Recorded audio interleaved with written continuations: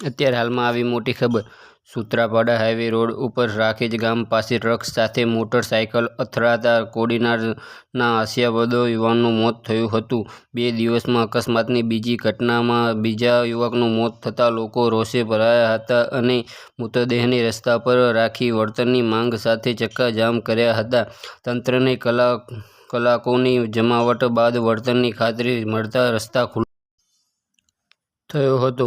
આ બનાવની વિગત એવી છે કે કોડીનારના પાદર રોડ પાસે રહેતા મેમશીભાઈ સોલંકી ઉંમર 45 વર્ષ ધામડેજ ખાતે પોતાની ફરસાણની દુકાન ગત રાત્રિના 9:30 આસપાસ વધાવીને પોતાની મોટરસાયકલમાં કોડીનાર પરત ફરતા હતા ત્યારે રાખેજ પાસે ટ્રક સાથે મોટરસાયકલ અથડાતા મેમશીભાઈનું ઘટના સ્થળે મોત નિપજેલ જ્યારે તેમના પુત્રને ઈજા થઈ હતી।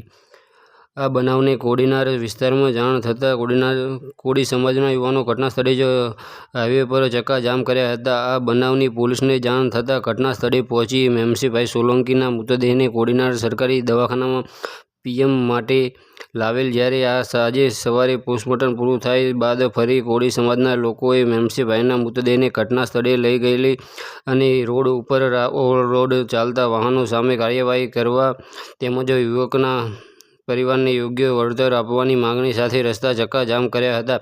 આ ઉપરાંત મહિલાઓએ પણ ઉભરી અને કોડીનારના હરિઓમ ચોક ખાતે રસ્તા પર ચક્કાજામ કર્યા બાદ તંત્રે સમજાવટ મામલો થાળે પાડ્યો હતો। વધુ તપાસ પોલીસ ચલાવી રહી છે। કોડીનાર વિસ્તારમાં 2 દિવસમાં 2 અકસ્માતમાં 2 આશ્વસ્ત યુવકોના મોતને ભેટેલ હોય ટ્રક ચાલકો સામે લોકો રોષે ભરાયા છે।